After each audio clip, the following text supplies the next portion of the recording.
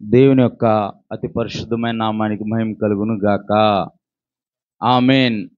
కూడి వచ్చిన సంఘమంతటికి కూడా లోకరక్షకుడైన యేసు ప్రభువారి పరిశుద్ధ నామమున అందరికీ వందనాలండి.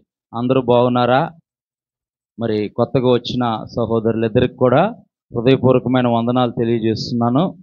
మరి మంచిది ఏది ఏమైనా మరి దేవుని యొక్క సన్నిధిలో గడపడం అనేది దేవుడు మనకిచ్చిన గొప్ప భాగ్యము. అందరం కూడి మరి ఏకకంఠంతో దేవుని స్తుతించినప్పుడు దేవుని యొక్క ఆశీర్వాదాలు, దేవుని యొక్క దీవెనలు మనం పొందుకుంటాం. దేవునికి ఇష్టమైనది ఏది?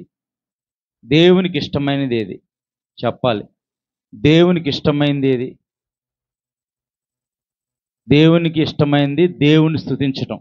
ప్రార్థన మన అవసరతల కొరకు చేస్తాం, పక్కన వాళ్ళ అవసరతల కొరకు చేస్తాం, పొరుగువారి అవసరతల కొరకు చేస్తాం. మనం ఆశీర్వదింపబడాలని, మనం దీవింపబడాలని, మనం దేవుళ్ళో ఎదగాలని, మన కుటుంబం బాగుండాలని, మన పిల్లలు బాగుండాలని మనం ప్రార్థన చేస్తాం. దేవుణ్ణి స్తుతించడం అంటే దేవుని నామాన్ని మహింపరచటము దేవునికి చాలా ఇష్టం. ప్రార్థన పరిస్థితులను మారిస్తే స్తుతి స్థితిగతులను మార్చేసిద్దంట. దేవుని నామానికి మహిమ కలుగును గాక. అంటే ప్రార్థన పరిస్థితులు అంటే నువ్వు ఏ పరిస్థితి గుండా వెళ్తున్నా ఆ పరిస్థితి నిమిత్తం నువ్వు ప్రార్థన చేస్తే దేవుడు ఆ పరిస్థితి పైన జయమిస్తాడు. స్థితిగతుల్ని మార్చడం అంటే నీకేదో ఒక ఉపద్రవం రాబోతుంది, ఏదో సమస్య చుట్టుముట్టబోతుంది. నీవు దేవుణ్ణి ఆరాధిస్తుంటే ఆ సమస్య నిన్ను వదిలి, నీ కుటుంబాన్ని వదిలి దూరంగా పారిపోతుంది. దేవుని నామానికి మహిమ కలుగును గాక. చుట్టూ ఉన్న స్థితిగతులన్నిటినీ మార్చివేసింది స్తుతి. స్తుతిలో అంత శక్తి ఉంది దేవుని. అందుకే దావీదుకి తెలుసు ఆ విషయం. అందుకే పరిశుద్ధ గ్రంథమైన బైబిల్లో దేవుడు అంటున్నాడు, దావీదు నా హృదయానుసారుడు. ఎలాంటి వ్యక్తి? నా హృదయం ఏంటో దావీదుకి తెలుసు. నా హృదయం ఎరిగిన వ్యక్తి దావీదు. దేవుణ్ణి స్తుతించటము మంచిది, యెహోవాను కీర్తించుట మంచిది, ఆయన్ని స్తుతించుట మంచిది. అయితే దావీదు చిన్నతనం నుంచి దేవుణ్ణి స్తుతించడం మొదలుపెట్టాడు. గొర్రెల దొడ్లో ఉన్న దావీదుని తీసుకొచ్చి రాజుల సింహాసనం పైన కూర్చుండబెట్టాడు. దావీదు లాంటి రాజు చరిత్రలో లేనే లేడు. దేవుని నామానికి మహిమ కలుగును గాక. మన పరిస్థితులు ఏవైనా, మన స్థితిగతులు ఏవైనా, మన పాత జీవితం ఏదైనా సరే దాన్ని మనం విడిచిపెట్టి దేవుణ్ణి వెంబడిస్తున్నావు గనక దేవుణ్ణి నీవు స్తుతించేవాడిగా, స్తుతించే భక్తురాలుగా నీవు ఉంటే దేవుని యొక్క దీవెనలు, దేవుని యొక్క ఆశీర్వాదాలు దేవుడు తప్పకుండా మీ మీద, మీ కుటుంబాన్ని మీద బలముగా కుమ్మరిస్తాడు. దేవుని నామానికి మహిమ కలుగును గాక. మరి చెల్లి చక్కగా పాటలు పాడుతుంది. అంటే ఎవరన్నా ఒకళ్ళు పాడేవాళ్ళని చూస్తే మనకేమనిపించింది? అప్ప మనం కూడా పాడితే బాగుండి అనిపించింది. అవునా కదా? మంచిగా పాడేవాళ్ళని చూస్తుంటే ఏమనిపించింది? మనం కూడా పాడాలి, మనం కూడా పాడితే బాగుండు అనే ఒక ఉత్సాహం మనలో రేకెత్తించబడింది. దేవుని యొక్క కృప. అంటే దేవుడిచ్చిన తలాంతులు దేవుని కొరకు మనం ఉపయోగిస్తే దేవుడు మనకి కావలసిన ప్రతి అవసరత మనకి తీరుస్తాడు. దేవుని నామానికి మహిమ కలుగునుగా. మీ ముందు నుంచున్న నేను కూడా సేవా పరిచర్యలోకి రాకముందు నాకు పాటలు రావు. సినిమా పాటలు వచ్చి చాలా సినిమా పాటలు పాడేవాడిని, బాగా పాడుతూ ఉండేవాడిని. సినిమా పాటలు మామూలు పాటలు వచ్చేవి కాదు. అయితే ఒక ఆత్మీయ సహోదరుడు పరిచయం అయ్యాడు. తను పాటలు పాడుతూ ఉండేవాడు. ఎలా పాడుతున్నావురా బాబు పాటలు అని అంటే, నాకు ఫస్ట్ నాకు నేర్పించిన పాట ఏంటంటే, సర్వోన్నతుడా నీవే నాకు ఆశ్రయ దుర్గము అనే పాటను నేను మొట్టమొదటిగా నేర్చుకున్నాను. నేను ఆ పాటను, సర్వోన్నతుడా నీవే నాకు ఆశ్రయ దుర్గము, ఎవరు లేరు నాకు ఇల్లలో, ఎవరు లేరు నాకు ఇల్లలో, ఆదరణ నీవేగా, ఆనందము నీవేగా, ఆదరణ నీవేగా, ఆనందము నీవేగా, సర్వోన్నతుడా నీవే నాకు ఆశ్రయ దుర్గము, నీ దినములన్నిట ఎవరు నీ ఎదుట నిలువలేరని యెహోషువతో నీ దినములన్నిట ఎవ్వరు నీ ఎదుట నిలువలేరని యెహోషువతో వాగ్దానము ఇచ్చినావు. వాగ్దాన భూమికి చేర్చినావు. వాగ్దానము ఇచ్చినావు. వాగ్దాన భూమికి చేర్చినావు. సర్వోన్నతుడా నీవే నాకు ఆశ్రయ దుర్గము. ఇది సాహిత్యంలో కానీ లేకపోతే సంగీతంలో కానీ గమకాలు సరిగమ పద్నిస్తుంటే అయ్యే ఉండవు.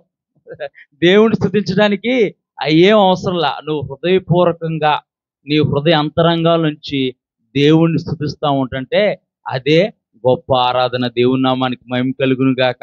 అట్లా మొట్టమొదట పాటతో నా యొక్క విశ్వాస ప్రయాణం ప్రారంభమైంది. సేవకుడిగా దేవుడు మీ ముందు నిలబెట్టాడు. దేవుడు కృపను బట్టి ఒక 5-6 పాటలు రాసే అవకాశాన్ని కూడా దేవుడు ఇచ్చాడు. అంటే దేవుని యొక్క ఉచితమైన కృప. పాటలు పాడటమే నాకు చేత కాదు, పాడటమే చేతగా నా చేత దేవుడు కొన్ని పాటలు ఈ విశ్వాస జీవితంలో, ఈ పరిచర్య జీవితంలో ఎదురైన అనుభవాలని దేవుడు గుర్తు చేసి పాటల రూపంలో కొన్ని పాటలు రాయడానికి దేవుడు కృప చూపించాడు. ఇది కేవలము దేవుని యొక్క ఉచితమైన కృపే. అంటే దేవుని సన్నిధిలో మనం ఎప్పుడైతే దేవుని స్తుతిస్తూ ఉంటామో దేవుని యొక్క దీవెనలు, దేవుని యొక్క ఆశీర్వాదాలు మన జీవితాల్లో మనం పొందుకుంటాం. మరి మంచిది, సమయం అవుతుంది కనుక అంటే వచ్చేవారు వస్తారని చెప్పేసి కొంచెం ఇంట్రడక్షన్ చెప్పాను. పరిశుద్ధ గ్రంథమైన బైబిల్లో నుంచి మత్తయి సువార్త 25వ అధ్యాయము. మత్తయి సువార్త 25వ అధ్యాయము 31వ వచనం నుంచి 46 వచనాలు. 31వ వచనం నుంచి 46 వచనాలు అందరం కలిసి ఏకకంఠంతో అందరం కలిసి చదువుకుందాం. చదువుకున్న తర్వాత అప్పుడు ప్రార్థన చేసుకొని దేవుని యొక్క వాక్యం, ఈరోజు దేవుడు తన వాక్కు ద్వారా మనందరితో మాట్లాడలాగా ప్రార్థన చేసుకుందాం. మొదటిగా మనం చదువుకుందాం 31వ వచనం నుంచి 46 వచనం. అందరం బైబిల్ తెచ్చుకున్న ప్రతి ఒక్కరు కూడా అందరం కలిసి చదువుకుందాం. తన మహిమతో మనుష్య కుమారుడు ఆయనతో కూడా సమస్త దూతలను వచ్చినప్పుడు ఆయన తన మహిమ గల సింహాసనం మీద ఆసీనుడై ఉండెను. అప్పుడు సమస్త జనములు ఆయన ఎదుట పోగు చేయబడుదురు. గొల్లవాడు మేకల్లో నుండి గొర్రెలను వేరుపరిచినట్లు ఆయన వారిని వేరుపరిచి తన కుడివైపున గొర్రెలను ఎడమ వైపున మేకలను నిలవబెట్టెను. అప్పుడు రాజు తన కుడివైపున ఉన్న వారిని చూచి, నా తండ్రి చేత ఆస్వాదింపబడిన వారులారా రండి, లోకము పుట్టినది మొదలుకొని మీ కొరకు సిద్ధపరిచిన రాజ్యమును స్వతంత్రించుకొనుడి. నేను ఆకలిగొనుంటిని, మీరు నాకు భోజనం పెట్టితిరి. దప్పిగొనుంటిని, నాకు దాహం ఇచ్చితిరి. పరదేశినై ఉంటిని, నన్ను చేర్చుకొనురి. దిగంబరినై ఉంటిని, నాకు బట్టలు ఇచ్చితిరి. రోగినై ఉంటిని, నన్ను చూడవచ్చితిరి. చెరసాల్లో ఉంటిని, నా యొద్దకు వచ్చితిరని చెప్పాను. అందుకు నీతిమంతులు, ప్రభువా, ఎప్పుడు నీవు ఆకలిగొని ఉండుట చూచి నీకు ఆహారం ఇచ్చితిమి? నీవు దప్పికొని ఉండుట చూచి ఎప్పుడు దాహం ఇచ్చితిమి? ఎప్పుడు పరదేశై ఉండుట చూచి నిన్ను చేర్చుకొంటిమి? దిగంబరనై ఉండుట చూచి బట్టలిచ్చితిమి? ఎప్పుడు రోగివై ఉండుటైనను చెరసాల్లో ఉండుటైనను చూచి నీ యొద్దకు వచ్చితిమని ఆయన్ను అడిగెదరు. అందుకు రాజు, మిక్కిలి అల్పులైన ఈ నా సహోదరుల్లో ఒకనికి మీరు చేసితిరి గనుక నాకు చేసితిరని నిశ్చయముగా మీతో చెప్పుచున్నానని వారితో నేను. అప్పుడు ఆయన ఎడమ వైపున ఉన్న వారిని చూచి, శపింపబడిన వారులారా, నాన్ను విడిచి అపవాదికిని వాని దూతలకి సిద్ధపరిచిన నిత్యాగ్నిలోనికి పోడి. నేను ఆకలి కొనుంటిని, మీరు నాకు భోజనం పెట్టలేదు. దప్పికొనుంటిని, మీరు నాకు దాహం ఇవ్వలేదు. పరదేశినై ఉంటిని, మీరు నన్ను చేర్చుకొనలేదు. దిగంబరినై ఉంటిని, మీరు నాకు బట్టలు ఇవ్వలేదు. రోగినై చెరసాల్లో ఉంటిని, మీరు నన్ను చూడ రాలేదని చెప్పును. అందుకు వారు, ప్రభువా, మేమెప్పుడు నీవు ఆకలికొని ఉండుటైనను, దప్పికొని ఉండుటైనను, పరదేశై ఉండుటైనను, దిగంబరై ఉండుటైనను, రోగివై ఉండుటైనను, చెరసాల్లో ఉండుటైనను చూచి నీకు ఉపచారం చేయకపోతేమని ఆయన అడిగెదరు. అందుకు ఆయన, మిక్కిలి అల్పులైన వీరిలో ఒకనికైనను మీరు ఇలాగు చేయలేదు గనుక నాకును చేయలేదని మీతో నిశ్చయముగా చెప్పుచున్నానని వారితో అనెను. వీరు నిత్య శిక్షకును, నీతిమంతులు నిత్య జీవనముకు పోవుదురు. ప్రార్థన చేసుకుందాం, అందరం ప్రార్థన చేసుకుందాం. ప్రార్థనలో ఏకీభించండి, కళ్ళు మూసుకొని. పిల్లలు కూడా ఎవరు కూడా సైలెంట్గా ఉండండి, నిశ్శబ్దంగా స్ట్రైట్గా కూర్చోండి. కొద్ది నిమిషాలు మనం వాక్యము దేవుడు మనతో మాట్లాడలాగున మనం భక్తి శ్రద్ధలతో మనం ఎదురు చూద్దాం. పరిశుద్ధుడైన తండ్రి, కనికర పూర్ణుడా, కృపగల దేవా, ఈ మధ్యకాల సమయంలో నాయన మేమేమై ఉన్నామో కేవలము అది నీ కృపను బట్టే నాయన. అయా, మేము లోకంలో పాపంలో చీకటిలో ఉంటున్నప్పుడు మీరు మమ్మల్ని ప్రేమించి మా కొరకు నీ పరిశుద్ధమైన రక్తాన్ని చిందించి ప్రభా, మమ్మల్ని పాపం నుంచి విమోచించి ప్రభా, నీతిమంతులుగా అయా మమ్మల్ని మార్చిన గొప్ప దేవుడు నాయన. నీ నిత్యరాజ్యానికి మమ్మల్ని వారసులుగా అయా చేసిన గొప్ప దేవుడు నాయన. అందుని బట్టి మీకు వందనాలు, స్తోత్రాలు తండ్రి. ఈ పునరుద్ధాన ఆరాధనలో ప్రభా అయా నీ సన్నిధిలోకి వచ్చి ఉన్నాం నాయన. అయా మీరు మాట్లాడితేనే మాకు ప్రయోజనం నాయన, మనుషులు మాట్లాడితే ప్రయోజనం లేదు కదా నాయన. జీవం గల నీ వాక్కుతో నాతో మా అందరితో మీరు మాట్లాడండి ప్రభా. అయా మీ వాక్యమే బండలను బద్దలు కొట్టు సుత్తి వంటిది నాయన. నీ వాక్యము అద్దం వంటిది, నీ వాక్యము చాకలవాణి సబ్బు వంటిది నాయన. అయా నీ వాక్యపు వెలుగులో మమ్మల్ని నడిపించు ప్రభా. నీ పరలోకపు అయా మన్నాను మా మీద కుమ్మరించు ప్రభా. అయా నీ వాక్యపు అనే జల్లుతో ప్రభా మమ్మల్ని తడిపి తండ్రి ప్రభా, మేము 30 100 అయా ఫలించే కృపను ప్రభా మీరు మాకు దయచేయమని యేసు పరిశుద్ధ నామమున ప్రార్థిస్తున్నాము తండ్రి, ఆమెన్. ఈ మత్తయి సువార్త 25వ అధ్యాయము 31 నుంచి 46 వచనాలు మనం చదువుకున్నాం. మనం చదువుతున్నప్పుడే మనకు అర్థమైపోతూ ఉంటుంది. మనం చదువుతున్నప్పుడే మనకు అర్థమైపోతుంది ఇక్కడ ఏం పరిస్థితి జరుగుతుంది, ఇక్కడ ఎలా ఉందని చెప్పేసి మనకు అర్థమవుతుంది. అయితే చూద్దాం ఈ మధ్యకాల సమయంలో దేవుడు తన వాక్కు ద్వారా మనతో ఏమై మాట్లాడుతున్నాడు. ఇక్కడ 31వ వచనం మనం చూస్తే, తన మహిమతో మనుష్య కుమారుడు ఆయనతో కూడా సమస్త దూతలు వచ్చినప్పుడు ఆయన తన మహిమ గల సింహాసనం మీద ఆసీనుడై ఉండును. దేవుని నామానికి మహిమ కలుగును గాక. ఇప్పుడు ఈ ఉపమానం చెప్పేటప్పుడు యేసు ప్రభు వారు ఎక్కడున్నారంటే ఒలీవల కొండ మీద ఉన్నారు. ఎక్కడున్నారు? ఒలీవల కొండ అనే మాట ప్రతి క్రైస్తవుడికి తెలియాలి. ఎందుకు తెలియాలంటే, మనం పోయిన వారం కాకుండా అంత ముందు వారం కూడా జకర్యా గ్రంథంలో ప్రవచన పూర్వకంగా ఉన్న ఒక వాక్యాన్ని నేను చదివి కొంచెం వివరించాను. ఒలీవల కొండ అనే మాట మౌంట్ ఆఫ్ ఆలివ్స్ అంటారు ఇంగ్లీష్లో. ఒలీవల కొండ అనే మాట ప్రతి క్రైస్తవుడికి తెలియాలి. ఎందుకు తెలియాలంటే, యేసు ప్రభు వారు ఈ భూమి మీద నివసిస్తున్న కాలంలో ఆయన 33.5 సంవత్సరాలు ఈ భూమి మీద ఆయన జీవించారు. యేసు ప్రభు వారు భూమి మీద జీవిస్తున్న కాలంలో ఆయన ఒలీవల కొండ మీద ఉండి ప్రసంగము చేసినట్టు మనం పరిశుద్ధ గ్రంథమైన బైబిల్లో మనం చూడగలుగుతాం. ఇక్కడ కూడా యేసు ప్రభు వారు ఒలీవల కొండ మీద ఉన్నారు. శిష్యులు వచ్చి ఆయన అడుగుతున్నారు, నీ రాకడకు యుగ సమాప్తికి సూచనలు ఏమిటని యేసు ప్రభు వారు అడుగుతున్నప్పుడు యేసు ప్రభు వారు చెబుతున్నారు, జనం మీదకి జనము, రాజ్యం మీదకి రాజ్యము వచ్చును, అక్కడక్కడ భూకంపాలు కలుగును, నా పేరట అనేకులు వచ్చి మిమ్మల్ని మోసం చేస్తారు, ఏర్పరచబడిన వారిని సైతం కూడా మోసం చేస్తారు, మీరు జాగ్రత్తగా ఉండండి, మీరు మెలకుగా ఉండండి. నోవాహు దినాల్లో ఎలాంటి స్థితిగతులైనా ఉన్నాయో, నోవాహు దినాల్లో ఎలాంటి పరిస్థితి అయితే ఉందో, ఈ అంత్య దినాల్లో నేను వచ్చే సమయప్పుడు కూడా అలాంటి పరిస్థితులే మీరు చూస్తారు. నోవాహు దినాల్లో పెళ్లి చేసుకున్నట్టు, పెళ్లికి ఇవ్వబట్టు ఉండుట చూసి వారు భయమేమీ లేదని లోకులు అనుకుంటున్నారంట. భయమేమీ లేదు, నెమ్మదిగా ఉంది, అపాయం ఏది రాదని అనుకుంటుంటే, గర్భిణీ స్త్రీకి ప్రసవ వేదన కలిగినట్లు అకస్మాత్తుగా ఆపద సంభవించునని పరిశుద్ధ గ్రంథమైన బైబిల్లో రాయబడి ఉంది. ఇప్పుడు లోకం చూసుకుంటే నెమ్మదిగా ఉంది. ఎవడేమైపోతే నాకెందుకు, ఎవడెత్తిపోతే నాకెందుకు, నేను బాగానే ఉన్నాను కదా, నా కుటుంబం బాగానే ఉంది కదా అని అనుకుంటుంది. మనం ప్రపంచాన్ని ఒకసారి పరిశీలిస్తే కనుక భయంకరమైన వాతావరణము ప్రపంచంలో కనబడుతుంది. మరి ముఖ్యంగా క్రైస్తవులకు అవసరమైన ప్రవచనాలు, విషయాలు ప్రపంచ దేశాల్లో జరగటము మనం చూస్తున్నాము. గడిచిన వారం రోజుల్లో సోషల్ మీడియాలో ఒక వీడియో వైరల్ అవుతుంది. దేవుని యొక్క మూడో మందిరము, దేవుని యొక్క యెరూషలేములో మూడో మందిరం కట్టబోయే ముందు అక్కడ ఉన్న యాజకులు ఏం చేస్తారంటే ఎర్రని పేను బలిచ్చేసి, బలిచ్చిన తర్వాత అదంతా బూడిదైపోయిన తర్వాత ఆ బూడిది నీళ్ళలో చల్లి వారు అక్కడ ఉన్న ఉపకరణల మీద దాన్ని చిలకరిస్తారు. వారు బలి కొరకు ఎప్పటి నుంచో కొన్ని పేయల్ని వాటిని దాచి వారు పరిశీలిస్తున్నారు. ఆ ఎర్రని పేకి ఒక్క తెల్ల వెంట్రుక కూడా ఉండకూడదు, ఒక్క మచ్చ కూడా ఉండకూడదు, ఒక్క డాగు కూడా ఉండకూడదు.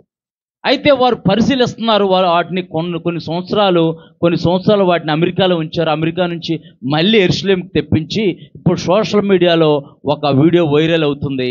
ఎర్రని పేను వారు బలిచ్చారని చెప్పేసి వైరల్ అవుతుంది. కొంతమంది ఏం చెబుతున్నారంటే నిజంగానే వారు ఎర్రని పేను బలిచ్చారని చెప్పేసి కొంతమంది చెబుతున్నారు.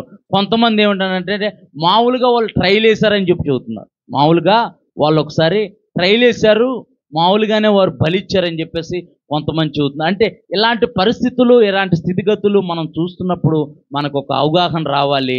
మన లోకరక్షకుడు, మన పెళ్లి కుమారుడు మధ్యాకాశానికి రాబోవటానికి సిద్ధంగా ఉన్నాడు. దేవుని నామానికి మహిమ కలుగును గాక. ప్రపంచ దేశాల్లో మనం చూస్తుంటే కరువు కాటకాలు, జనం మీదకి జనము, రాజ్యం మీదకి రాజ్యము వస్తున్నాయి. గడిచిన దినాల్లో ఇరాకు మరి యెరూషలేము ఇజ్రాయెల్తో యుద్ధం చేసింది. అమెరికా దాంట్లో మళ్ళీ ఇన్వాల్వ్ అవ్వగానే మళ్ళీ ట్రంప్ కూర్చొని అన్ని మాట్లాడి అంతా సద్దుమణుగు చేశాడు. ఎందుకనంటే యెరూషలేములో మూడో మందిరము కట్టబడాలి అని చెప్పేసి. అంటే ఇలాంటి పరిస్థితులు, ఇలాంటి స్థితిగతులు జపాన్లో విపరీతమైన వర్షాలు పడుతున్నాయి. జపాన్లో విపరీతమైన వర్షాలు, విపరీతమైన భూకంపాలు. మొన్న ఒక రోజు అయితే సోషల్ మీడియాలో అన్ని న్యూస్ ఛానల్ కలిసి ఒకే ఒక టైటిల్ని పెట్టి న్యూస్ రిలీజ్ చేసింది. ఏంటంటే ప్రపంచానికి అంతము తప్పదా. అయితే ఆ రోజున 100 సార్లు జపాన్లో భూకంపంలు వచ్చినట్ట. ఒక్కసారి కాదు, 100 సార్లు వచ్చినట్ట. భూకంపంలో 100 సార్లు వచ్చినాయంట. ఇప్పుడు మనం బయట చూస్తే వాతావరణం ఎలా ఉందని అంటే ఎండ చూస్తే ఉన్నట్టు అనిపించట్లా. ఒకవేళ ఎండవేళ మనం వెదర్ రిపోర్ట్ చూస్తే ఎవరైనా చూసారా? వెదర్ రిపోర్టు ఎంత ఉంది ఎండ? నాన్న జోసఫ్, వెదర్ రిపోర్ట్ ఏమైనా చూసారా? ఎంత ఉంది వెదర్ రిపోర్ట్ చూస్తే నాకు తెలిసి 35, 36 లేకపోతే 38 డిగ్రీలు ఉన్నట్టు ఉండిద్ది నాకు తెలిసి. నేను కూడా చూడలేదు. వెదర్ రిపోర్ట్ చూస్తే 36, 37 డిగ్రీలు అన్నట్టు ఎండ ఉంది. కానీ ఎండ ఎలా ఉందనంటే 45 డిగ్రీలు ఉన్నట్టు ఉంది ఎండ. వెదర్ రిపోర్ట్ చూస్తే ఎంత ఉంది నాన్న? 35. దేవునికి స్తోత్రం. 35 ఉన్నట్టు ఉంది. ఎందుకంటే ఈ కాలంలో అంత మించి ఎక్కువ ఉండదు. ఎండాకాలంలో అయితేనే 40, 45 అంత దాకా వెళ్ళిద్ది. కానీ ఈ కాలంలో కానీ వాతావరణం ఎలా ఉంది? నా పైన ఫ్యాన్ తిరుగుతుంది, నా తలలో నుంచి మొత్తం బాడీ అంతా చెమటలు ఆల్రెడీ తడిసిపోయాను నేను ఒకసారి. అంటే వాతావరణం మీకు కూర్చున్న మీకు కూడా గాలి ఆటలేదు, ఉక్కిరి బిక్కిరిగా గుబులుగా ఉంది వాతావరణం. అంటే ఇలాంటి వాతావరణం దీని అంతటికి ఏంటంటే గ్లోబల్ వార్మింగ్ అని అంటున్నారు శాస్త్రవేత్తలు. గ్లోబల్ వార్మింగ్ అని అంటున్నారు. పరిశుద్ధ గ్రంథమైన బైబిల్ ఎప్పుడూ చెప్పింది సమస్తము కూడా మిక్కటమైన వేండ్రంతో లయమైపోతుంది. కానీ క్రీస్తుని ఎరిగిన బిడ్డల కొరకు దేవుడు కొత్త ఆకాశాన్ని, కొత్త భూమిని సిద్ధపరిచాడు. దేవుని నామానికి మహిమ కలుగును గాక. లోకంలో ఎవరికీ లేని నిరీక్షణ దేవుడు ఆయన యందు విశ్వాసం ఉంచిన వారి కొరకు ఆయన ఉంచాడు. దేవుని నామానికి మహిమ కలుగును గాక. ఇలాంటి పరిస్థితుల్లో, ఇలాంటి స్థితిగతుల్లో ఇంకా దేవుని యందు నీవు విశ్వాసం ఉంచకుండా, దేవుని యొక్క పరిశుద్ధ రక్తంలో నీవు కడబడకుండా కాలయాతన చేస్తున్నావేమో, కాలాన్ని వృధాగా పోగొడుతున్నావేమో, కాలాన్ని దుర్వినియోగం చేస్తున్నావేమో. ఇదే మిక్కిలి అనుకూలమైన సమయము, ఇదే రక్షణ దినము. ఎప్పుడు ఏం జరుగుతుందో ఎవ్వరికీ తెలియని పరిస్థితుల్లో మనం ఉంటూ ఉన్నాం. అయితే ఇక్కడ మహిమగల సింహాసనం మీద దేవుని కుమారుడు వచ్చినప్పుడు మహిమగల సింహాసనం మీద ఆయన ఆసీనుడు అవుతాడని దేవుని ఒక వాక్యం చెబుతుంది. మనము ఒలీవల కొండ గురించి మాట్లాడుకుంటున్నాం. ఒలీవల కొండ మీద యేసుప్రభు వారు ఉన్నారు.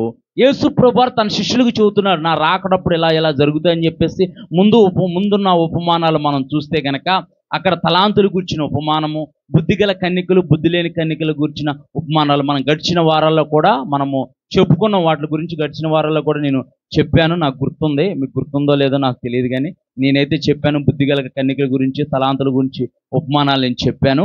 ఇది చివరి ఉపమానం చెబుతున్నారు యేసుప్రభు వారు. ఇది క్రైస్తవ జీవితానికి చాలా ప్రాముఖ్యమైన ఉపమానం. ఇది ఆ గడిచిన ఉపమానాల్లో మనకిచ్చిన ఆయుష్ కాలాన్ని మనం దేవుడి కొరకు ఎలా ఉపయోగించాలి, మనకిచ్చిన తలాంతుని ఎలా ఉపయోగించాలి, మనం ఎలాగ దేవుడి కొరకు ఎదురు చూడాలి, ఎలాంటి భక్తి చేయాలి అన్న ఉపమానాలు యేసుప్రభువు చెబుతూ చివరిగా ఈ ఉపమానం చెబుతున్నారు. ఈయన ఒలీవల కొండ మీద ఉన్నాడు. తర్వాత యేసుప్రభువు సిలువ వేయబడి మృతి పొంది 3వ దినమున మృత్యుంజయుడే లెగిసి ఆరోహణమయ్యాడు ఒలీవల కొండ మీద నుంచి. దేవుని నామానికి మహిమ కలుగును గాక. ఒలీవల కొండ మీద శిష్యులకు ప్రజలకు బోధించాడు. ఒలీవల కొండ మీద నుంచే ఆయన పరలోకానికి ఆరోహణం అయితే అపోస్తుల కార్యములు 1వ అధ్యాయంలో మనం చూస్తే కనుక 9-10 వచనాల్లో ఉండిద్ది. అక్కడ ఆ శిష్యులు ఆ యేసుప్రభువు ఆరోహణమై ఒక మేఘం వచ్చి యేసుప్రభువుని తీసుకెళ్ళిపోతే వారు అటువైపు చూస్తున్నప్పుడు తెల్లని వస్త్రాలు ధరించుకున్న 2 దూతలు అంటారు, ఓ గలిలయ మనుషులారా, మీరు ఎవరిని వెతుకుతున్నారు? మీరు ఎలాగైతే యేసుప్రభువు పరలోకం ఆరోహణం అవటం మీరు చూశారో అలాగే మళ్ళీ ఆయన భూమి మీదకి దిగి రావటం మీరు చూస్తారంటున్నాడు. దేవుని నామానికి మహిమ కలుగును గాక. మళ్ళీ యేసుప్రభువు పుట్టడం నిజమో, యేసుప్రభువు సర్వలోక మానవాళి కొరకు చనిపోవటం నిజమో, మృత్యుంజయుడే 3వ దినాన్ని తిరిగి లేవటం నిజమో, అలాగే ఆయన పరలోక ఆరోహం అవటం నిజమో, ఏ ఒలీవల కొండ మీద అయితే కూర్చొని శిష్యులకు ప్రజలకు బోధించాడో, ఏ ఒలీవల కొండ మీద నుంచి ఆయన పరలోకానికి ఆరోహణమయ్యాడో అదే ఒలీవల కొండ మీద రెండోసారి తన పాదం పెట్టబోతున్నాడు. దేవుని నామానికి మహిమ కలుగును గాక. తన పాదం పెట్టినప్పుడు ఒలీవల కొండ 3 కొండల సముదాయం అన్నమాట. దాదాపు 3.5 కిలోమీటర్ల పొడవు ఉంటుంది. యెరూషలేముకి తూర్పు వైపున ఒలీవల కొండ ఉంటుంది. యేసుప్రభువు ఎప్పుడైతే ఒలీవల కొండ మీద తన పాదం పెడతారో ఒలీవల కొండ 2గా చీలిపోతుందని మనము జకర్యా గ్రంథంలో మనం చూడగలుగుతాం. అంటే యేసుప్రభువు ఎక్కడైతే కూర్చొని ఆయన శిష్యులకు ప్రజలకు బోధించారో, ఎక్కడ ఉండైతే ఏ ఒలీవల కొండ మీద అయితే ఉండి ఆయన పరలోకానికి ఆరోహణమయ్యాడో మళ్ళీ అదే ఒలీవల కొండ మీద తన పాదం పెట్టబోతున్నాడు. దేవుని నామానికి మహిమ కలుగును గాక. ఆయన వచ్చి ఆ యొక్క సింహాసనం మీద, మహిమగల సింహాసనం మీద ఆయన ఆసీనుడైనప్పుడు ఏం జరుగుతుందో మనం చూద్దాం. ఒకసారి చదువమ్మా. ఇప్పుడు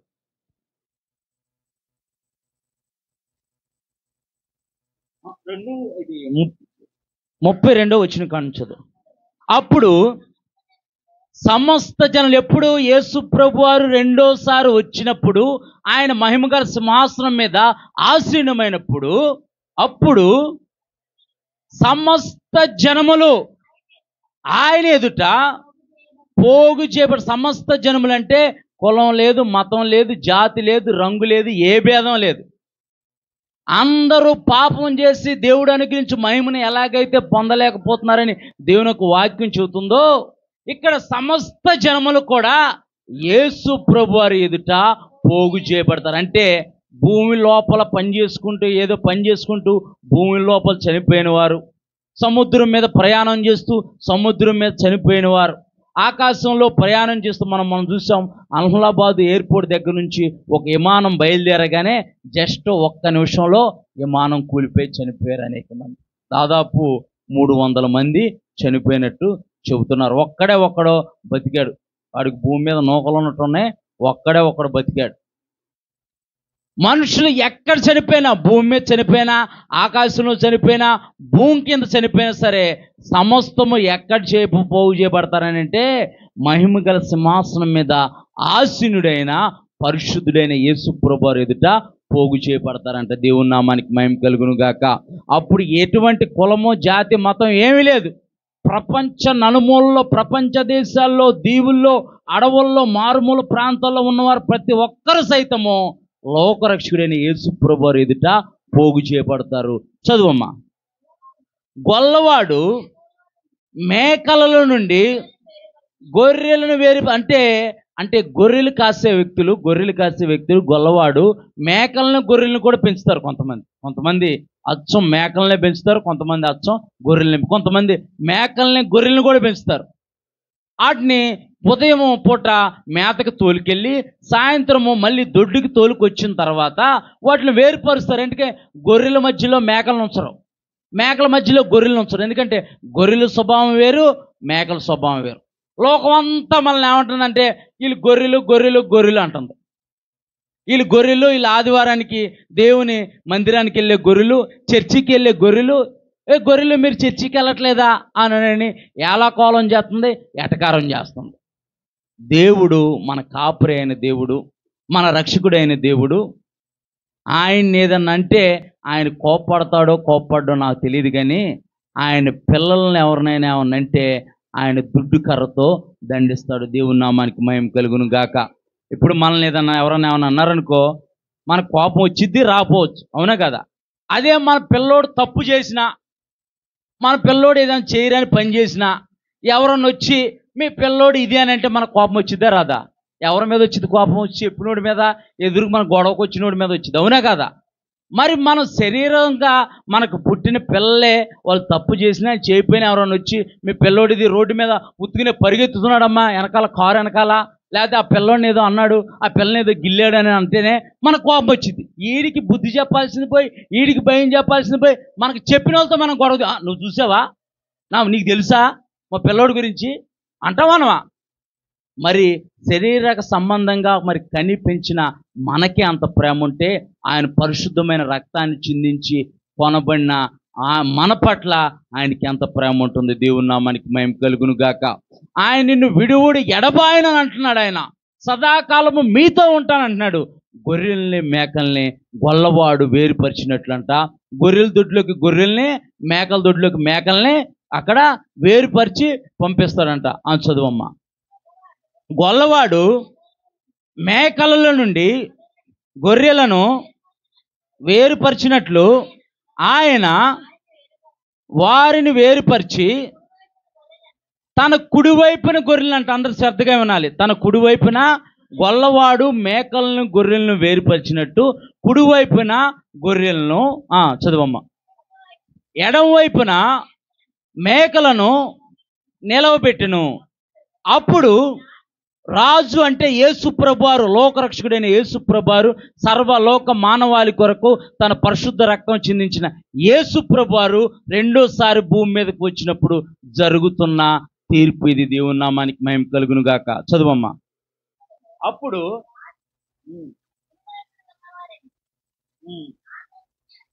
నా తండ్రి చేత ఆశీర్వదింపబడిన వారులారా రండి, లోకము పుట్టినది మొదలుకొని మీ కొరకు సిద్ధపరచబడిన రాజ్యమును స్వతంత్రించుకొనుడి. దేవుని నామానికి మహిమ కలుగును గాక. కుడివైపున ఉన్నవారు నీతిమంతులు, గొర్రెల స్వభావం కలిగిన వారు. అంటే గొర్రెలు సాత్వికం కలిగినవి. గొర్రెలు కాపర మాట అంటే, మేకలు కాపర మాట అనవు, మేకలు కాపర మాట అనవు. మేకలు గంభీర స్వభావం కలిగినవి, గర్వం కలిగినవి. మేకలు కాపర మాట అనవు, గొర్రెలు కాపర మాట. అందుకే యేసుప్రభువు అంటూ, నా గొర్రెలు నా స్వరం వింటాయి, నా గొర్రెలు నా స్వరం వింటాయని ఆయన ఉపమాన రీతిగా చెప్పాడు. ఇక్కడ నీతిమంతులను చూసి యేసుప్రభువు అంటున్నారు, భూమి పుట్టినది మొదలుకొని మీ కొరకు సిద్ధపరిచిన రాజ్యమును మీరు స్వతంత్రించుకొనుడి. అందుకు నీతిమంతులు ఏమంటున్నారు చూద్దాం ఒకసారి. పైనుంచి చదువమ్మా. అప్పుడు రాజు తన కుడివైపున ఉన్నవారిని చూచి, నా తండ్రి చేత ఆస్వాదింపబడిన వారులారా రండి, లోకము పుట్టినది మొదలుకొని మీ కొరకు సిద్ధపరచబడిన రాజ్యమును స్వతంత్రించుకొనుడి. చదువం. నేను ఆకలి కొని ఉంటిని, మీరు నాకు భోజనం పెట్టారు, దప్పికొని ఉంటిని, నాకు దాహం ఇచ్చారు, పరదేశినై ఉంటిని, నన్ను చేర్చుకున్నారు, దిగంబరినై ఉంటిని, వస్త్రాలు ఇచ్చారు, రోగినై ఉంటిని, నన్ను చూడవచ్చితిరి, చెరసాల్లో ఉంటిని, నా యొద్దకు వచ్చితిరని యేసుప్రభువారు చెబుతున్నారు. యేసుప్రభువారు నీతిమంతుల్ని కుడివైపు నిలబెట్టి వారితో అంటున్నారు, లోకం పుట్టినది మొదలుకొని మీ కొరకు సిద్ధపడిన రాజ్యాన్ని మీరు స్వతంత్రించుకోండి అని అంటూ, ఎందుకు స్వతంత్రించుకోమంటున్నానని అంటే యేసుప్రభువారు అంటున్నారు, నేను ఆకలి కొని ఉంటిని, మీరు నాకు ఆహారం పెట్టారు, నేను దప్పికొనింటిని, మీరు నాకు దాహం ఇచ్చారు. నేను దిగంబరనై ఉంటిని, నాకు బట్టలు ఇచ్చారు. నేను రోగినై ఉంటిని, నన్ను చూడ వచ్చితిరి. నేను చెరసాల్లో ఉన్నాను, నన్ను పరామర్శించ వచ్చారు. మరి యేసు ప్రభువారు మరి చెరసాల్లో ఉంటే మీరు ఎప్పుడైనా వెళ్ళారా? మీరు ఎప్పుడైనా వెళ్ళారా? యేసు ప్రభువారు మీ ఇంటికి వచ్చారా భోజనానికి? ఎంతమందికి ఇటు వచ్చి గారు చేతులు ఎత్తండి ఒకసారి. ఎంతమంది యేసు ప్రభువారికి భోజనం పెట్టారు? ఎంతమంది యేసు ప్రభువారికి దాహం అని అంటే ఎంతమంది దప్పికి తీర్చారు? రసన ఇచ్చారా, లేకపోతే స్ప్రైట్ ఇచ్చారా, కూల్ డ్రింక్ ఇచ్చారా, మజ్జిగ ఇచ్చారా? ఎంతమంది యేసు ప్రభువారు దిగంబరై ఉంటే వస్త్రాలు ఇచ్చారు? ఇక్కడ యేసు ప్రభువారు అంటారు, నేను ఆకలి కొని ఉన్నాను, నాకు మీరు ఆహారం పెట్టారు. నేను దప్పికొని ఉన్నాను, నాకు దాహం ఇచ్చారు. నేను దిగంబరనై ఉన్నాను, నాకు బట్టలు ఇచ్చారు.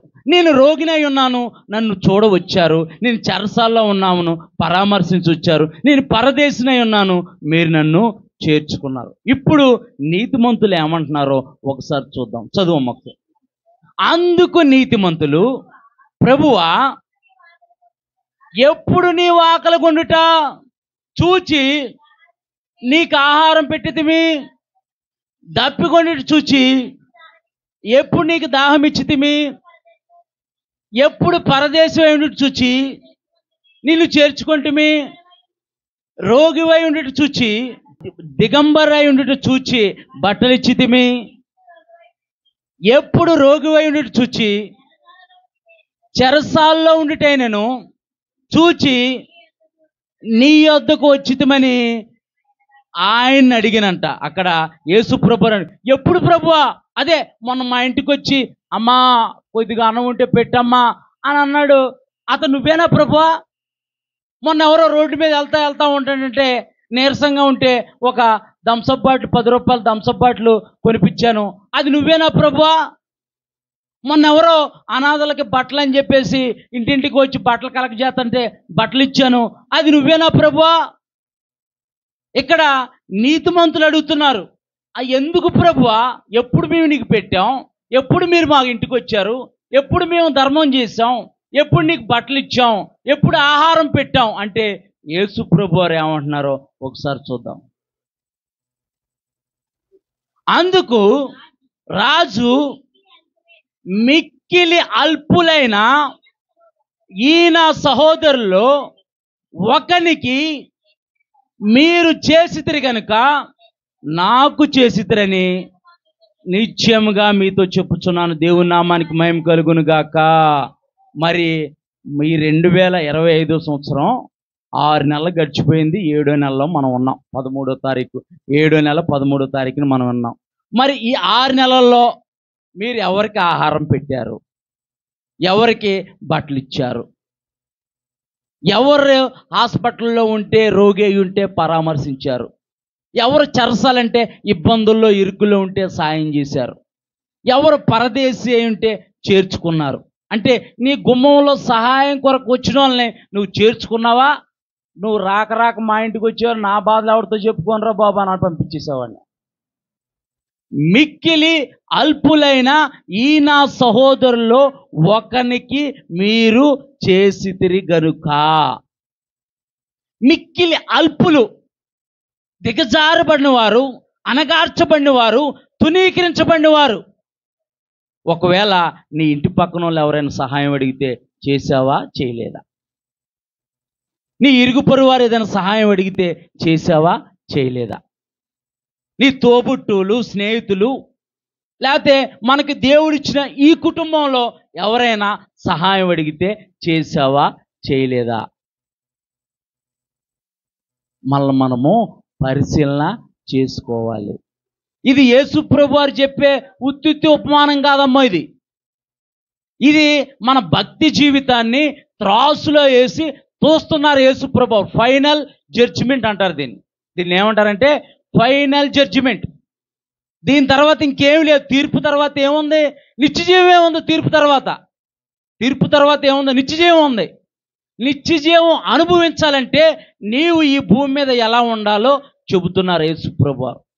నేను ప్రేమ కలిగి ఉన్నాను. నా యొద్దకు వచ్చేవారిని నేనేమాత్రము త్రోసివేసేవాడిని కాను. మరి మన యొద్దకు వచ్చేవారిని మనం త్రోసివేస్తున్నామా, మనం ఎగతాళి చేస్తున్నామా, మనం అవమానపరుస్తున్నామా, మనం నిందిస్తున్నామా? వదినా, నేను అనుకున్నాను ఆమె వచ్చిద్దని, నాకు తెలుసు వదినా, దానికి అలాగే అవ్వాలి అని అంటున్నావా? దానికి అలాగే అవ్వాలి, నీకు తెలియదు వదినా, దానికి అలాగే అవ్వాలి, వాడికి అలాగే అవ్వాలి, లేకపోతే వాడు మొన్న రెచ్చిపోయాడు, మొన్న రెచ్చిపోయాడు, నీకు తెలియదు వదిన, మొన్న రెచ్చిపోయాడు అని అంటున్నావా? దేవుని ప్రేమ ఎలా ఉండిద్దో యేసు ప్రభువారు ఈ లోకంలో జీవిస్తున్నప్పుడు చూపించారు. మరి ఆయన పిల్లలమైన మనము ఆయన స్వరూపాన్ని చూపిస్తున్నామా, చూపించట్లేదా? స్వాతంత్ర సమరయోధుడు మనకు స్వాతంత్ర్యం సంపాదించడంలో ఒక ముఖ్య పాత్ర పోషించిన గాంధీజీ మహాత్మా గారు ఏమన్నారనంటే, క్రైస్తవులు ఆదివారం మాత్రమే క్రైస్తవులుగా ఉంటారు, మిగతా వారాల్లో వారు క్రైస్తవులుగా ఉండరని చెప్పారు. ఒకవేళ వారు ప్రతిరోజు క్రైస్తవులుగా జీవిస్తే ఎప్పుడో మొదటి శతాబ్దంలోనే తోమా ద్వారా భారతదేశానికి క్రైస్తవత్వం పరిచయమైంది, క్రీస్తు మార్గం పరిచయమైంది. ఎప్పటికీ కూడా ఆ సువార్త ప్రకటించబడుతుంది, కానీ చాలామంది అంగీకరించట్లేదు. ఎందుకు అంగీకరించట్లేదంటే క్రియలు లేని విశ్వాసము మృతము, అది ఒంటిగానే మిగిలిపోతుందని దేవుని యొక్క వాక్యం అంటుంది. ఒకవేళ మనం ఆదివారం క్రైస్తవులుగా జీవిస్తున్నామా, మిగతా వారాల్లో కూడా క్రైస్తవులుగా జీవిస్తున్నామా? ఒక చిన్న కథ ఉంది, ఒక చిన్న కథ చెబుతాను మీకు.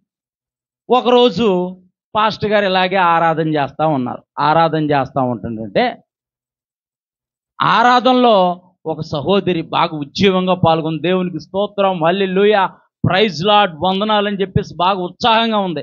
పాస్టర్ గారు అనుకున్నారు, అమ్మో దేవుడు ఆత్మ ఈ మరియమ్మ గారి మీదకే దిగొచ్చిందేమో అని అనుకుని ఆయన కూడా చాలా సంతోషించాడు. అయిపోయింది, ఆరాధన అయిపోయింది, ఎవరింటికి వారు వెళ్ళిపోయారు. ఎవరో ఎస్తేరమ్మ రాలేదని చెప్పేసి, ఏంటో ఆమె ప్రతి వారం వచ్చేది, ముందు కూర్చునేది, ఈ వారం రాలేదు ఏంటో అని చెప్పేసి అని పలకరిద్దామని సాయంత్రం పూట 5 గంటలకి పాస్టర్ గారు బయలుదేరారు. బయలుదేరుతుంటే అల్లంత దూరాన్ని ఉంది, అక్కడ పంపు ఉంది, కుళాయి ఉందన్నమాట. కుళాయి ఉంటే ఈ మరియమ్మ గారు అంటున్నారు, ఇవాళ ఆదివారం అయ్యింది గనక వదిలిపెడుతున్నా నిన్న అంటుంది. అర్థమైందా మీకు? అర్థం కాలేదా? నాకు చెమటలు పడుతున్నాయి, మీకు నిద్ర వస్తుందేమో. దేవునికి స్తోత్రం, వాతావరణం అలా ఉంది. ఆదివారం అయ్యింది గనక వదిలిపెడుతున్నాను అందంట.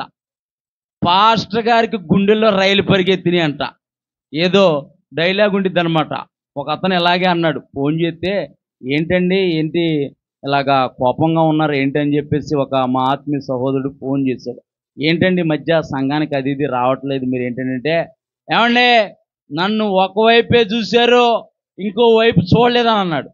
నేను వెంటనే ఫోన్ తీసేసి వెంటనే టైప్ చేసేసాను. టైప్ చేసి ఫోన్ మాట్లాడుతున్న మా ఆత్మీయ సహోదరుడికి చూపించాను అనమాట. ఆయన సేవకుడే, ఆయన చూపించాను. నా మాటల వల్ల మీరు ఏమన్నా బాధపడితే నన్ను క్షమించండి అని చెప్పాను అన్నా. నేను చెప్పని గెలుతున్నా, ఫోన్ చూపించి టైప్ చేసి వెంటనే టైప్ చేశాను. ఎందుకంటే అవతల వ్యక్తి వాతావరణం అర్థమైపోయింది నాకు, దీన్ని సలబరిచేయాలని చెప్పి వెంటనే టైప్ చేసి, నా మాటల వల్ల బాధపడితే క్షమించమని చెప్పి అడుగని చెప్పేసి వెంటనే పెట్టి నేను గెలుతున్నాను. ఈయన నా బాధ తట్టుకోలేక, ఏమండి ఒకవేళ నా మాటల వల్ల ఏమన్నా బాధపడితే క్షమించండి అని చెప్పేసి ఆయన అడిగాడు. అదేనండి, మీరు నన్ను ఒకవైపే చూశారు, ఇంకోవైపు చూడలేదని అంటున్నాడు. ఈయన అంటాడు, నువ్వు చెప్పమన్నావని చెప్పానండి జకరియా గారు, లేకపోతే నేను చెప్పమను. లేదండి, వాడి స్వభావం ఏంటో బయటపడింది మనకి. మనం వాడి పట్ల దేవుని ప్రేమను ఎలా కనబరిచామో మనకు తెలుసు, దేవుడికి తెలుసు. అర్ధరాత్రి వాళ్ళ అమ్మాయి 15 సంవత్సరాలు ఉండిద్ది. అర్ధరాత్రి దెయ్యం పడితే 12 గంటలకు ఫోన్ చేసేవాడు. 12 గంటలకు ఎవడెళ్తాడు? దెయ్యానికి ప్రార్థన చేయడానికి ఎవడెళ్తాడు? మీరు వెళ్తారా ఎవరన్నా?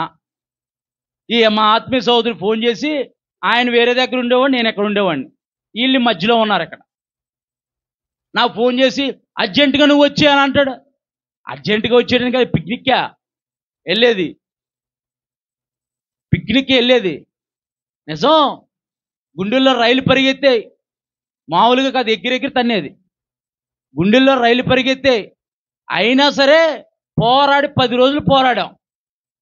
10 రోజులు పోరాడిన తర్వాత దేవుడు ఆత్మ ద్వారా దేవుడు నాతో చెప్పాడు, వాళ్ళ ఇంట్లో కాదు పెట్టాల్సిందామని దేవుడు సంఘంలోకి తీసుకురమ్మనంటే మన ఆనంద్ గారితో పోట్లాడి ఈ తంతు ఎలాగే నడుస్తూ ఉండి ఎన్ని రోజులు నడిచినా దేవుడు మనకి మందిరాన్ని ఇచ్చాడు, ఆ మందిరంలో తీసుకురమ్మని పెట్టమన్నాడు దేవుడు అని అప్పటికప్పుడు ఆటో కట్టించి తీసుకెళ్లి దేవుడి మందిరంలో పెడితే 3వ రోజునే విడుదల పొందుకుంది. దేవుడి నామానికి మహిమ కలుగును గాక. రక్షణ కూడా పొందుకుంది. అంటే దేవుని ప్రేమను కనపరచడానికి ఒకవైపే చూసావు అని అన్నాడు. ఒకవైపే చూసావు, నాలో ఉంది, ఒకవైపే చూసావు, ఇంకో కోణం చూడలేదని అన్నాడు. ఎందుకు వచ్చింది నాయన బాబా, మన పని మనం చేసుకున్నాం, ఆయన పని ఆయన చేసుకొని మెదకుండా ఉన్నాం. అయ్యి మరియమ్మ గారు అంటున్నారు, ఇవాళ ఆదివారం అయ్యింది కనుక వదిలిపెడుతున్నానని అన్నారు. పాస్టర్ గారు వాళ్ళంత దూరాన్ని గుండెల్లో రైలు పరిగెత్తిని. అయ్య బాబోయ్, ఇవాళ ఆదివారం అయ్యింది కనుక వదిలేస్తానని అంటుంది. అదే ఏ సోమవారం మంగళవారం అయిపోతే వేసేసిద్దా, కొట్టేసిద్దా, చంపేసిద్దా? ఇక్కడ యేసు ప్రభు వారు చెబుతున్నారు, నేను రోగినై ఉన్నాను, మీరు నన్ను చూడవచ్చుతిరి. నేను తప్పికొని ఉన్నాను, నాకు దాహం ఇచ్చితిరి. నేను దిగంబరనై ఉన్నాను, నాకు బట్టలు ఇచ్చితిరి. మనం ఒక్కరోజు మన ఆత్మీయుల్ని కానీ, మన బంధువుల్ని కానీ, మన స్నేహితులు కానీ, మన ఇరుగు పొరుగు వారిని కానీ, దేవుణ్ణి ఎరగనటువంటి మన స్నేహితులు బంధువులైనా సరే ఒక్కరోజు పిలిచి ఒక్క జత బట్టలు పెట్టి ఒక్కరోజు భోజనం పెడితే మన ఆస్తి ఏమైనా పోయిద్దా? మనం ఎప్పుడు అనుకుంటాం, రా మనకే రావాలి, వేసేయి లోపల, రా కొనుక్కో, మంచి షర్ట్ కొనుక్కో, మంచి బట్టలు కొనుక్కో, మంచి కొనుక్కో. పాస్టర్ గారు మీరు చెబుతున్నారు, మీరు చేస్తున్నారా అని అంటే నాకు దేవుడికి తెలుసు, నేను చెప్పనది. నాకు దేవుడికి తెలుసు. నేను ఎట్ట పొందుకుంటున్నానో నేను అట్టాగే చేస్తూ ఉంటాను. అది నేను పొందుకోపోయినా సరే ప్రయాసపడతా ఉంటా. అది నాకు తెలుసు, దేవుడికి తెలుసు. అక్కడే తీసి ఇక్కడ తీసి అక్కడ తీసి ఏదో సర్దుబాటు చేసుకుంటా ఉంటా. నా బాధ నేను పడతా ఉంటా. అది నాకు తెలుసు, దేవుడికి తెలుసు. ఇది యేసు ప్రభువు వారు చెబుతున్నారు, ఫైనల్ జడ్జిమెంట్, చివరి ఉపమానం. దీని తర్వాత నిత్యజీవం ఉంది. మరి నిత్యజీవం వెళ్ళాలని ఎంతమందికి ఆశ ఉంది? నిత్యజీవంలో యేసు ప్రభువు వారితో జీవించాలి యుగాలని ఎంతమందికి ఆసక్తి ఉంది? ఇక్కడ యేసు ప్రభువు వారు అంటున్నారు, నేను రోగినై ఉన్నాను, నన్ను ఇదంతా ఒక కుటుంబం అండి. దైవ సేవకులు స్వామిలయ్య గారు ఎంతో ప్రయాసపడి కష్టపడి రాత్రనక పగలనక ఎంతో కొద్ది మందిని సమకూర్చారు. ఇదంతా మన కుటుంబం. ఇప్పుడు వచ్చి నేనేదో స్టైల్గా నిలబడి మైక్ పట్టుకుని వాక్యం చదువుతున్నా కానీ ఆ ప్రయాస వేరు, నిజం. ఎందుకంటే మా అమ్మగారితో నేను అనేక ప్రాంతాలు తిరిగేవాడిని, కొండలనక గుట్లనక పుట్ట. అప్పుడు బస్సులు కూడా లేవు, ఆటోలు కూడా లేవు, జీబులు ఉండే. అప్పుడు కొండల ప్రాంతాల్లో వాటిలో జీబులే ఉండే అనమాట. జీబులు ఉండే, లేకపోతే గోదావరి దాటడానికి నావలు ఉండే, అంతే. వంతులు కూడా లేవు. నడకే, కాలినడకే, 5 కిలోమీటర్ల 10 కిలోమీటర్ల నడకే. పొద్దున బస్సు, సాయంత్రం ఒక బస్సు. ఇప్పుడు ఏదో నేను స్టైల్గా నిలబడి వాక్యం చదువుతున్నా, ఆ ప్రయాస వేరు, ఆ భారం వేరు. మరి ఇదంతా ఒక కుటుంబం. మన కుటుంబం, మన దేవుడిచ్చిన కుటుంబాన్ని మనం గౌరవిస్తున్నామా, గౌరవించట్లేదా? మనం ప్రేమిస్తున్నామా, ప్రేమించట్లేదా? ఎవరైనా ఆపదలో ఉంటే మనం వెళ్ళి వాళ్ళకి నాకు పడదండి. మీరు ఎవరి గురించి అన్నా మాట్లాడండి, కానీ వాళ్ళ గురించి నా దగ్గర మాట్లాడద్దండి, బాగోదండి అంటున్నావా? ఇక ఆ మాత్రం దానికి భక్తి అంతా ఎందుకు? ఆ మాత్రం దానికి ప్రయాస అంతా ఎందుకు? ఆ మాత్రం దానికి వారం పొద్దు వచ్చి ప్రయాసపడటం ఎందుకు? ఇక్కడ యేసు ప్రభువు వారు అంటున్నారు, లోకము పుట్టినది మొదలుకొని మీ కొరకు సిద్ధపరిచిన రాజ్యమును స్వాతంత్రించుకొనుడి. దేవుడి నామానికి మహిమ కలుగును గాక. ఈ భూమి మీద ఎవ్వరు కూడా 1000 ఏళ్ళు బతకల. మెతుషల ఎన్ని ఏళ్ళు బతికాడు? 969 సంవత్సరాల 600 సంవత్సరాలు ఏమో బతికినట్టున్నాడు మెతుషలని పరిశుద్ధ గ్రంథమైన బైబిల్లో ఆయనే అత్యధిక సంవత్సరాలు బతికింది. నోవాహు వాళ్ళ తాతయ్య అనమాట ఆయన.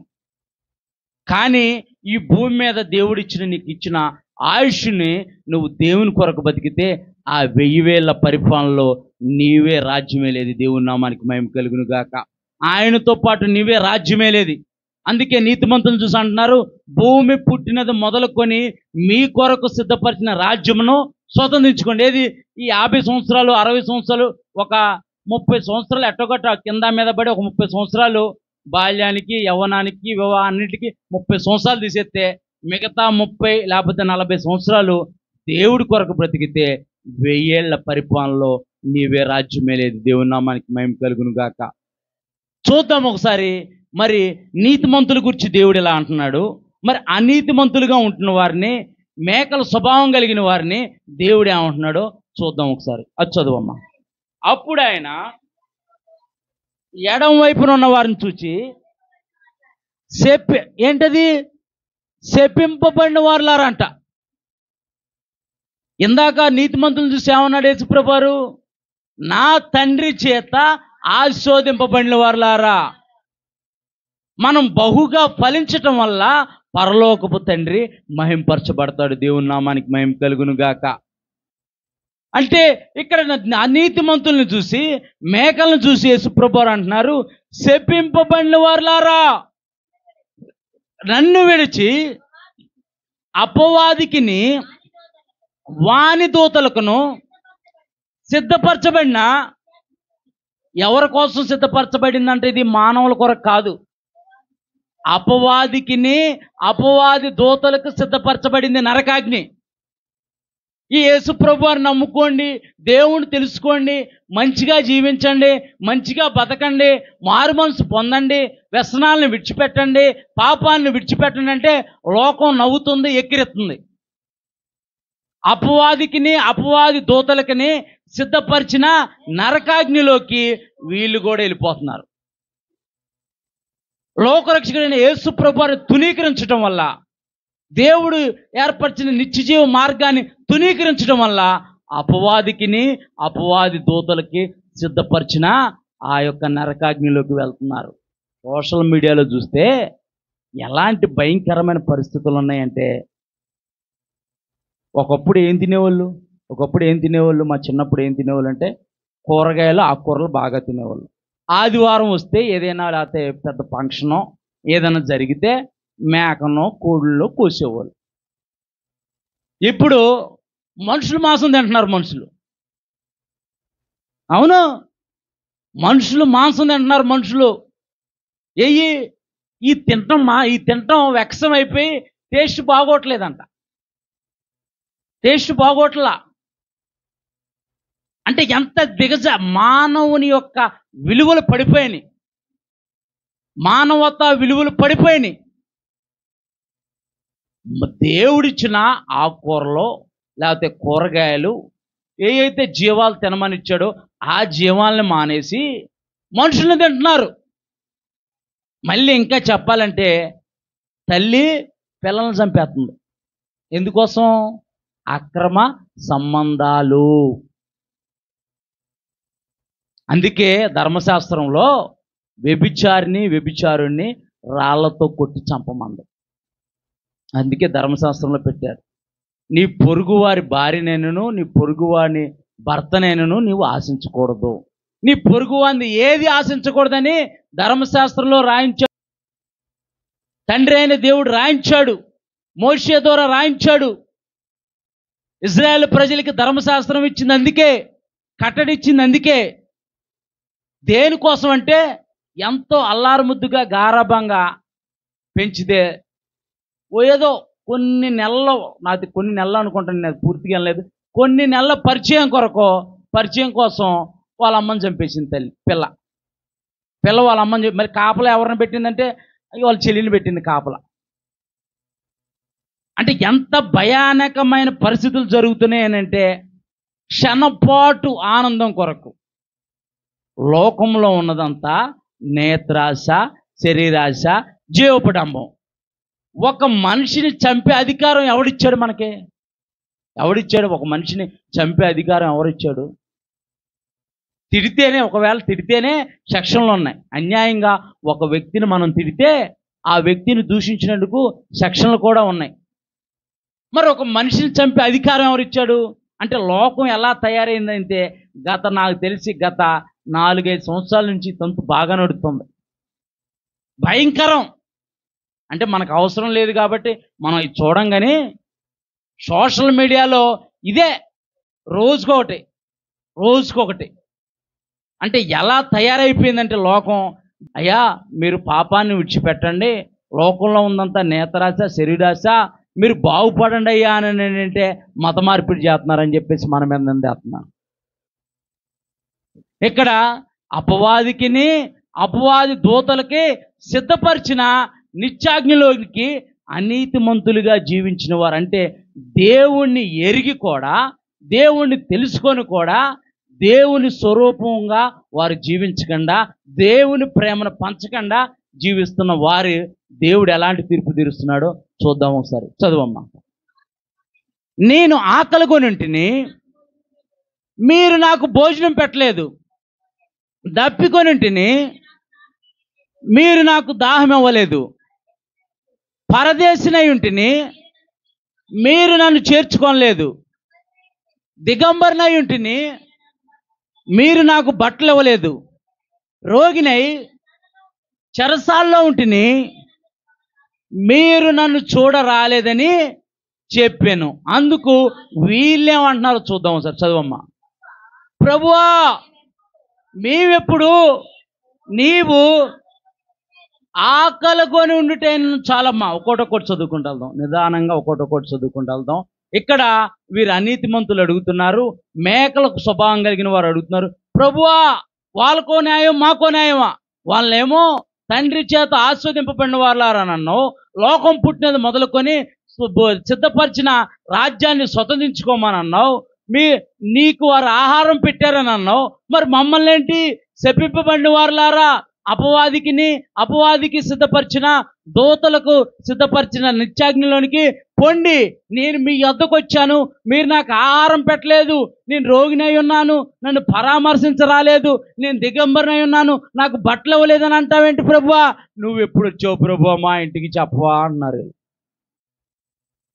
నువ్వెప్పుడు వచ్చావు ప్రభువా? అసలు నువ్వే అని తెలిస్తే మా వీధి చివరన లైటింగ్ పెట్టి, మా ఇంటి వరకు లైటింగ్ పెట్టి, రెడ్ కార్పెట్ వేసేసి, మంచి ఆర్కెస్ట్రా పెట్టి, హల్లెలూయా స్తుతి మహిమ ఎల్లప్పుడు దేవునికి ఇచ్చేదము, హల్లెలూయా హల్లెలూయా హల్లెలూయా అంటూ మంచి ఆర్కెస్ట్రా పెట్టి నీకు స్వాగతం పలికేవాళ్ళం ప్రభువా. నువ్వెప్పుడు వచ్చావు ప్రభువా అంటున్నారు. నువ్వెప్పుడు వచ్చావు మా ఇంటికి? నువ్వే కనుక భోజనానికి వస్తే ఆ శర్మిష్ఠా దగ్గరకో లేకపోతే చిట్టూరు రెస్టారెంట్కి వెళ్ళి మంచి దమ్ బిర్యానీ 4 లెగ్ పీసులు ఎక్కువ వేయించి నీకు తెచ్చి పెట్టేవాళ్ళం కదా ప్రభువా అంటున్నారు వీళ్ళు. నువ్వే దాహం అని వస్తే మంచి డ్రై ఫ్రూట్ జ్యూస్ ఒకటి నీకు తయారు చేయించి, బాగా మంచిగా ఆరోగ్యంగా ఉండే జ్యూస్ ఒకటి తయారు చేయించి నీకు ఇచ్చేవాళ్ళంగా ప్రభువా. నువ్వెప్పుడు వచ్చి ప్రభువా మా ఇంటికి అన్నావు? నువ్వెప్పుడు దిగంబరనై ఉన్నావు ప్రభువా? నీవు దిగంబరనై ఉన్నావు అని చూస్తే ఆ రేమండ్ షాప్లోకి వెళ్ళి మంచి సూట్ కొనేవాళ్ళం, లేదంటే ఆ శుభం గ్రాండ్లోకి వెళ్ళి మంచి పట్టు పంచుకొని ఇచ్చేవాళ్ళం ప్రభువా అని అంటున్నారు వీళ్ళు. నువ్వెప్పుడు వచ్చావు? నువ్వెప్పుడు రోగివై ఉన్నావు ప్రభువా? నువ్వు రోగివై ఉన్నావు అని తెలిస్తే నేనే ముందు డబ్బులు ఖర్చు పెట్టి యాపిల్ హాస్పిటల్లో ట్రీట్మెంట్ చేయించేవాడు ప్రభువా అంటున్నారు వీళ్ళు. నువ్వు ఎప్పుడు ప్రభువా చెరసాల్లో ఉన్నావు? నువ్వు చెరసాల్లో ఉన్నావు అని తెలిస్తే నేనే జామీనా కట్టి మంచి లాయర్ని పెట్టి నిన్ను ఇడిపించేవాళ్ళు ప్రభువా. నువ్వెప్పుడు పరదేశి అయి ఉన్నావు ప్రభువా? నువ్వే పరదేశి అయి ఉన్నావు అని తెలిస్తే మా ఇంటి పైన మంచిగా నీకోసం పెంట్ హౌస్ ఒకటి వేయించి నిన్ను అక్కడ ఏసీ పెట్టి ఉంచేవాళ్ళం ప్రభువా అంటున్నారు. యేసు ప్రభు వారు ఏమంటున్నారు చూద్దాం. చదువమ్మా. అందుకు ఆయన ఒకరు చదవండి.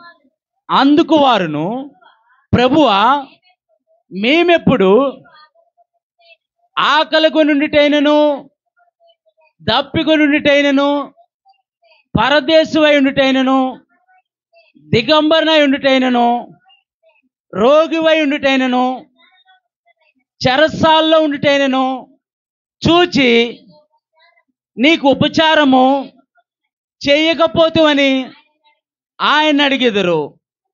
అందుకైన మిక్కిలి అల్పులైన వీరిలో ఒకనినైనను మీరు ఎలాగూ చేయలేదు గనుక, అంటే నీతిమంతులు చేసినట్టు చేయలేదు గనుక, చదువమ్మా, నాకు చేయలేదని నీతో నిశ్చయముగా చెప్పుచున్నాను నేను. అసలు దేవుని యొక్క వాక్యం ఏం చెబుతుందో చూద్దాం ఒకసారి మనము.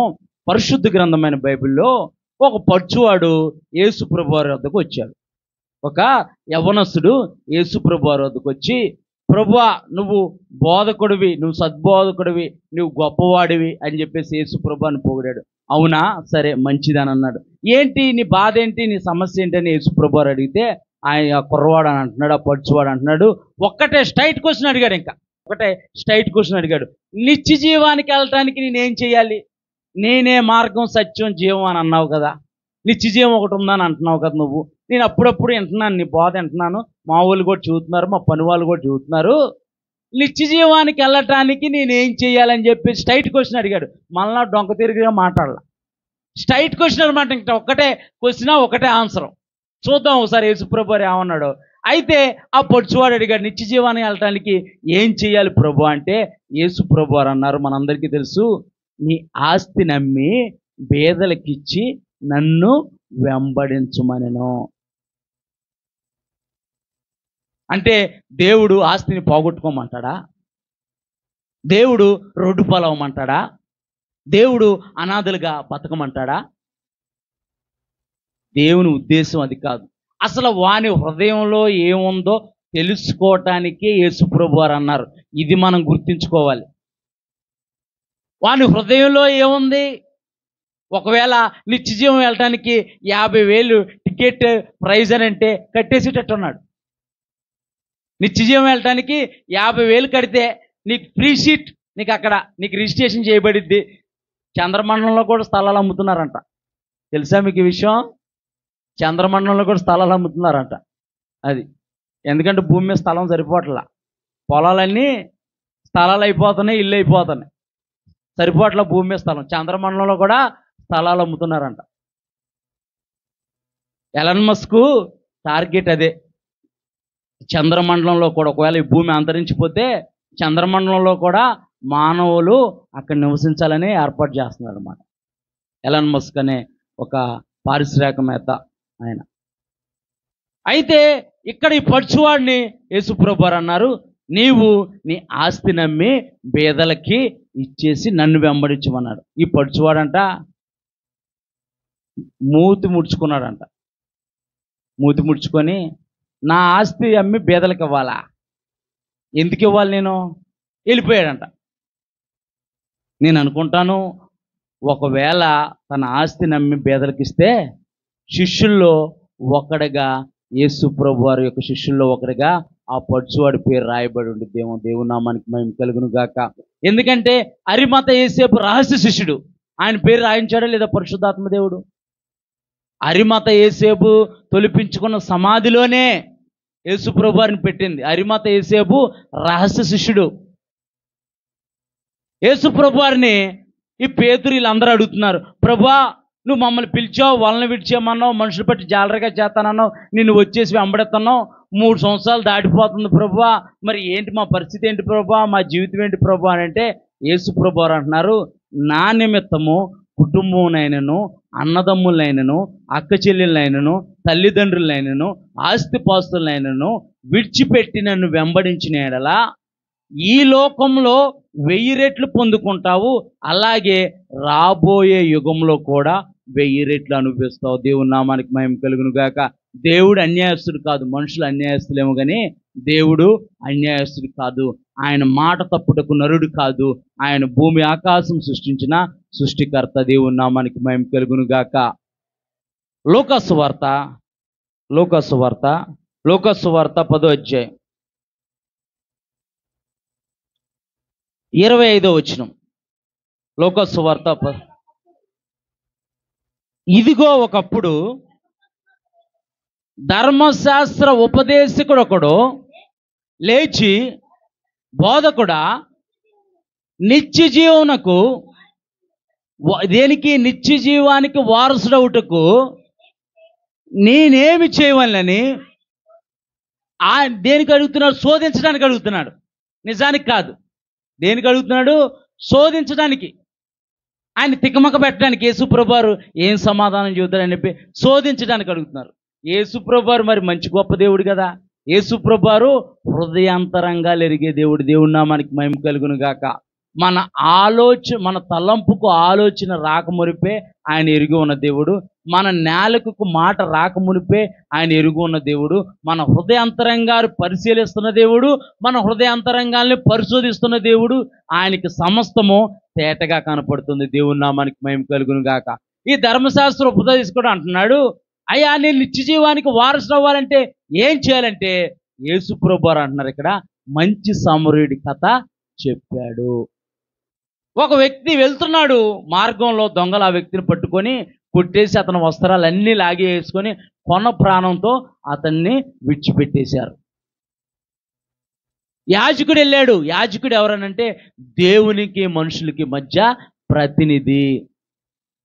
లేవి వెళ్ళాడు. లేవీడు ఎవరనంటే పరిచర్య చేసేవాడు. దేవుని యొక్క ఉపకరణాలన్నిటిని అమర్చి దేవుని మందిరంలో పరిచర్య చేసేవాడు. వాళ్ళిద్దరూ దేవుడిని ఎరిగిన వారే, దేవుడి ఆజ్ఞలు తెలిసిన వారే, దేవుడి కట్టలు తెలిసిన వారే. వారెవరు కూడా ఆ పడిపోయి ఉన్న ఆ కొన ఊపిరితో కొట్టుమిట్టాడుతున్న ఆ వ్యక్తిని చూడలేదు, పట్టించుకోలేదు. ఒక సమరయుడు వెళ్తున్నాడు, దేవుని ఎరగని అన్యుడు వెళ్తున్నాడు. చూసి ఆయన ఎందుకు కనికరపడ్డాడంట. అక్కడ రాయబడి ఉంది. అక్కడ కనికరపడ్డాడనే వాక్యం ఉందా చూడము ఒకసారి. జాలిపడి దగ్గరికి పోయి నూనెయు ద్రాక్షారసమును పోసి అతని గాయములు, మనం గాయములు కట్టేలాగా ఉన్నామా, గాయముల మీద ఆశీర్వాదపు చిల్లి పౌడర్ వేసేవాళ్ళలాగా ఉన్నామా? మనం గాయాలు కట్టేలాగా ఉన్నామా, గాయాలు మాన్పేలాగా? సమస్య వచ్చింది, ఏం కాదమ్మా ధైర్యంగా ఉండు, ఏం కాదు ప్రార్థన చేద్దాం ధైర్యంగా ఉండు. నీకెందుకు ఒకరోజు ఇంటికి వచ్చి ఒక అరగంట ప్రార్థన చేద్దాం ధైర్యంగా ఉండు. నేను జ్యోతితో అదే చెప్పేవాడిని, అన్నయ్య మా పరిస్థితుల్లో ధైర్యంగా ఉండమ్మా, ధైర్యంగా ఉండు, ప్రార్థన చేద్దాం ధైర్యంగా. ఈ సలహానే ఇచ్చాను నేను. అవసరమైతే నువ్వు ఆనంద్ గారు చెప్పు, ఆనంద్ గారు మీ చుట్టాలు కదా, ఒకరోజు వచ్చి ప్రార్థన చేస్తాం, ఒక గంట ప్రార్థన చేస్తాం, సమస్యలన్నీ తీరిపోతాయి, నీకున్న సమస్యలన్నీ దేవుడు విడిపిస్తాడు, నువ్వు ధైర్యంగా ఉండని ధైర్యపరిచేవాడిని. నువ్వు ధైర్యంగా ఉండమ్మా, ధైర్యంగా ఉండమ్మా, ధైర్యపరిచేవాడిని. మరి హాస్పిటల్లో ఉంటే ఎవరైనా వెళ్ళారా మీరు? తెలిసింది అసలు విషయం తెలిసింది, ఎవరు వెళ్ళారు? వెళ్ళిపోయింది ఇంటికి వెళ్ళిపోయింది. అంటే ఇప్పుడు మనదంతా కుటుంబం, ఏ పరిస్థితిని బట్టి అక్కడికి వెళ్ళింది. ఇప్పుడు మనం నిజంగా దేవుడి భక్తి చేస్తున్నాం అంటే ఎలా తెలిసిద్ది? నాకు తెలియక అడుగుతాను. ఎలా తెలిసిద్ది దేవుడి భక్తి చేస్తున్నాం అని అంటే? ఎలా తెలిసిద్ది అంటున్నాను నేను. గాంధీ గారు చెప్పిన మాట నిజమైపోయింది లేదంటే అది. మహాత్మా గాంధీ గారు ఇప్పుడు యేసుప్రభు అంటున్నారు, ఇది ఫైనల్. మీరు నవ్వుతున్నారేమో కానీ ఇది అసలు ఫైనల్ జడ్జిమెంట్. అసలు ఇలాగే జీవించకపోతే నిత్య జీవానికి అసలు అవకాశం లేదని చెబుతున్నాడు యేసుప్రభు. నువ్వు పరిశుద్ధంగా జీవించావా, పరిశుద్ధంగా జీవించలేదా, తర్వాత అసలు ముందు ప్రేమ, దేవుడు నీ పట్ల చూపించిన ప్రేమను నువ్వు వ్యక్తపరచాలిగా, వేరే వాళ్ళకు పరిచయం చేయాలిగా. మిషనరీలు దాన్ని ఏమంటారంటే ఒక ఈక్వేషన్ అంటే లెక్కలు అనుకుంటా, ఈక్వేషన్ దాన్ని ఏమంటారు, ఒక సూక్తి ఉండేది. మిషనరీలకి ఒక సూక్తి ఉండేది, సోప్ సాల్వేషన్ అంట. సోపు సాల్వేషన్. మిషనరీలు ఏం చేశారు? ఇక్కడ ఈ భారతదేశానికి వచ్చి ఏం చేశారు? సూప్ అంటే ఆహారం పెట్టారా లేదా? పేదవారికి ఆహారం పెట్టారు. సోప్ అంటే శుభ్రంగా ఎలా ఉండాలో నేర్పించారు. సాల్వేషన్ మన ఆత్మకు రక్షణ పరిచయం చేశారు. అది సోప్ సాల్వేషన్ అంటారు దీన్ని. ఇది మిషనరీలు ఇచ్చారు. అందుకే మన భారతదేశం ఇంత వర్ధిల్లటానికి మిషనరీలు కూడా ఒక కారణం. దేవుని నామానికి మహిమ కలుగును గాక. Soap salvation. ఆహారాన్ని పెట్టారు ప్రేమతో, శుభ్రంగా ఎలా ఉండాలో నేర్పించారు, ఆత్మకు రక్షణ కూడా పరిచయం చేశారు. దేవుని నామానికి మహిమ కలుగును గాక. మరి మనం దేవుణ్ణి ప్రేమిస్తున్నాం అని చెప్పి మన సహోదరుని ద్వేషించిన ఎడలా అని ఉంది దేవుని ఒక వాక్యం. మన సహోదరుని ప్రేమిస్తేనంట మరణంలో నుండి జీవంలోకి దాటి ఉందామని ఎరుగుదామంట.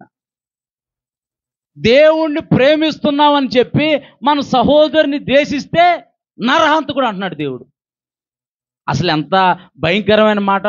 నేనెవరిని చంపాను బాబు, నేను ఎవరిని చంపలేదు, అసలు చీమకు కూడా నేను హాని తలపెట్టినాను అంటాం మనం. చీమొక్కలు వెళ్తున్నా సరే దానికి 2 పందార ముక్కలు కానీ లేకపోతే కొంచెం బెల్లం కానీ వేస్తాను, కానీ నేను చీమకు కూడా ఒక చీమ నేను అడుగుతూ ఉంటుంటే నాకు ఏదైనా చీమ కనపడితే దాని తొక్కను బాబు పక్క నుంచి వెళ్ళిపోతానని అంటాం మనం. జీవంలో నుంచి మరణంలోకి దాటి ఉన్నామని ఎరుగుదము. అంటే నేను ఎందుకు చెబుతున్నానంటే ఆమెను గొప్ప చేయటానికి కానీ ఏమి కాదు, కానీ మన ప్రేమను ఎలా వ్యక్తపరుస్తాం, మన క్రియలను ఎలా చూపిస్తాం. కనీసం ఫోన్ చేశారా అంటే ఇప్పుడు ఆమె ఒకదాన్ని కాదు, తర్వాత కూడా నేను మొన్న ఒకసారి అది మన కిషోర్ వాళ్ళ అమ్మగారికి కూడా బాగాలేనప్పుడు కూడా నేను అన్నాను. అంటే నేను ఎందుకంటే ఇప్పుడు నేను వచ్చిన అన్నాళ్ళు నేను వస్తాను, తర్వాత ఎవరో ఒకళ్ళు వస్తారు, మిమ్మల్ని బట్టి వాళ్ళు తెలుసుకోవాలి. ఇప్పుడు ఎవరు తెలుసుకోవాలి? విశ్వాసులు వినేలాగుంటేనే సేవకుడు చెప్పగలుగుతాడు. విశ్వాసులు వినేలాగా లేదనుకో ఏదో ఒకటి చెప్పేసి కవర్ చేసేసి ఆ కానుక పట్టుకొని వెళ్ళిపోతే పోయిద్ది అనుకుంటాడు మనసులో. నిజం, వాస్తవం. ఇప్పుడు దేవుడి ప్రేమను మనం ఎలా వ్యక్తపరుస్తాం, దేవుడి ప్రేమను ఎలా చూపిస్తాం మనం? ఇది ఫైనల్ జడ్జిమెంట్ అంటున్నాడు దేవుడు. ఇదే చివరి అవకాశం అని చెప్పేసి దేవుడు అంటున్నాడు. ఇక్కడ చూస్తే ఈ లూకా సువార్త 10వ అధ్యాయంలో గనక మనం చూస్తే గనక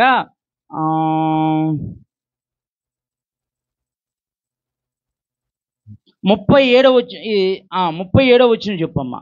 యేసు నీవు వెళ్ళి ఎలాగ చేయమంటున్నాడు? ఆ సమరయుడు ఆ వ్యక్తి కొర ప్రాణంతో ఉంటే, చావు బతుకుల మధ్య ఉంటే లేపి తన గాడిద మీద ఎక్కించుకొని పూటకూలి వాని దగ్గర పెట్టాడు కదా. ఆయన దగ్గర డబ్బులు ఇచ్చేసి ఒకవేళ ఇంకేమన్నా ఖర్చు అయితే నేను మళ్ళీ మార్గం గుండా వచ్చినప్పుడు నేను తప్పకుండా ఇస్తాను, ఇతను మాత్రం బాగా చూసుకొని జాగ్రత్తగా ఇంటికి పంపించామన్నాడు. మనకున్న దాంట్లోనే నేను ఏదో పెద్ద గొప్పగా కొంతమంది ఒక రైస్ బ్యాగ్ ఇస్తారు, 46 స్టిల్లులు దిగుతారు, ఇటొక స్టిల్లు మళ్ళీ దిగిన ఫోటో అప్లోడ్ చేసిన ఫోటోనే 4-5 సార్లు మార్చి పెడతారు ఫోటోలు. ఒక చీర ఎత్తారు, 4-5 స్టిల్లులు దిగుతారు. కొంచెం భోజనం పెడతారు, 4-5 స్టిల్లులు దిగుతారు అని చెబుతున్నాను పబ్లిసిటీ కోసం. మరి లోకంలో ఉన్న వాళ్ళు చాలామంది పుణ్యం వచ్చిద్దని, మోక్షం వచ్చిద్దని వాళ్ళు చేస్తున్నారు. మరి అసలు మనం నిత్య జీవనం పోవటానికి యేసుప్రభు వారు ఇదే చేయమని చెప్పాడు. యేసుప్రభు వారిని ఎరక్కుండా చేసే ధర్మకార్యాలు అవన్నీ మురికి గుడ్డలు అని చెప్పేసి దేవుని ఒక వాక్యం చెబుతుంది. మరి యేసుప్రభు వారిని సొంత రక్షకుడిగా అంగీకరించి నీవు నేను మరి ఎలాగ జీవిస్తున్నాము అంటే మనం ఇప్పుడు బంధుత్వం ఎలా బలపడిద్ది? నేను అంటే గొప్ప చెప్పుకోవట్లేదు, కానీ నాకు అమ్మగారు ఫోన్ చేస్తే నేనేమంటానంటే ప్రిఫరెన్స్ నేను ఎక్కడికే ఇస్తాను అమ్మ ముందు అంటాను, బయట ఎక్కడన్నా ఉంది. ఎందుకు ఇస్తానంటే ఇది లోకల్ ఏరియా, మనకి ఇది లోకల్. నేను ఎక్కడ ఉంటున్నాను? కొంచెం పక్కనే ఉంటున్నాను, 2 వీధులు పక్కనే ఉంటున్నాను. ఇది లోకల్ ఏరియా. ఇప్పుడు ఒకప్పుడు ముక్కు మొహం తెలియనప్పుడు ఆనంద్ గారు నన్ను ఇక్కడికి పంపించారు. ఎవరు ముక్కు మొహం తెలియదు, ఆనంద్ గారు పేరు మీద నేను వచ్చాను.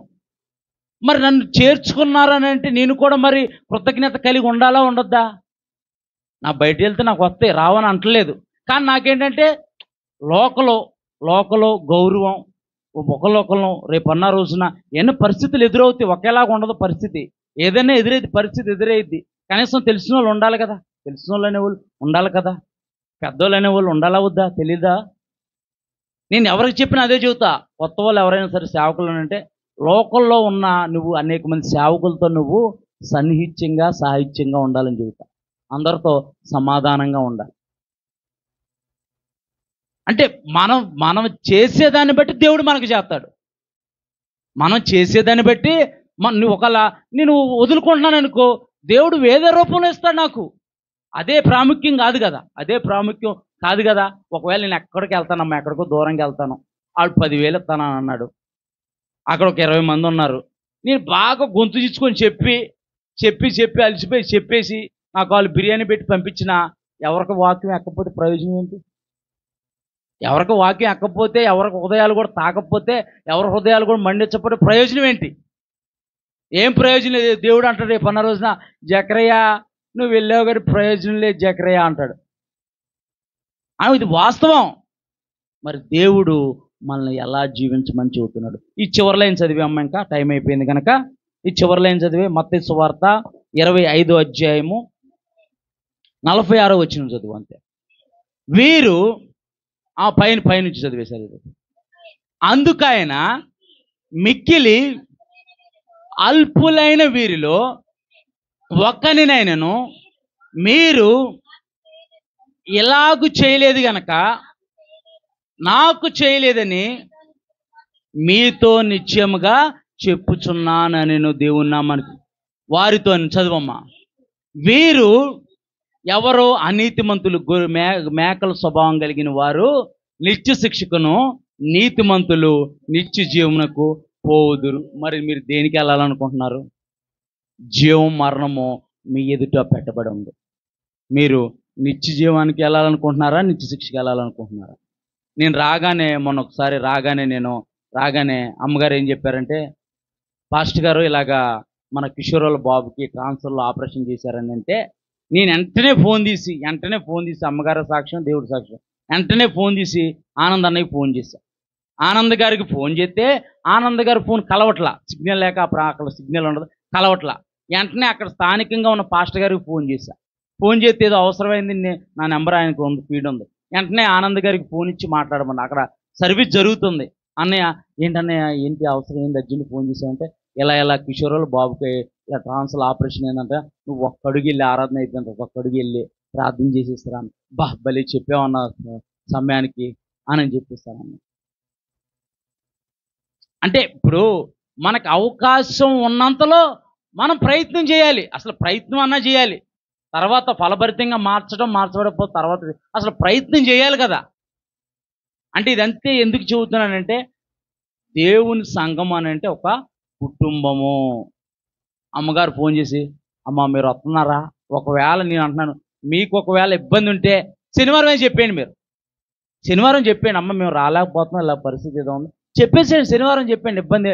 ఆమె ఫోన్ చేసి మీరు వస్తున్నారా రేపు రిచ్చి జీవానికి కూడా మీరు వస్తున్నారా అని అడగాలి అంతే. మరి ఇంకా మీరు వస్తున్నారమ్మా, మీరు వస్తున్నారా, జగరి గారు ఎక్కడున్నారు, మీరు వస్తున్నారండి, పాస్టర్ గారు, ఆనంద్ గారు మీరు వస్తున్నారా అని అడగాలి. ఇంకా అంటే మనం దేవుణ్ణి ప్రేమిస్తున్నామంటే ఎలా చూపించగలుగుతాం?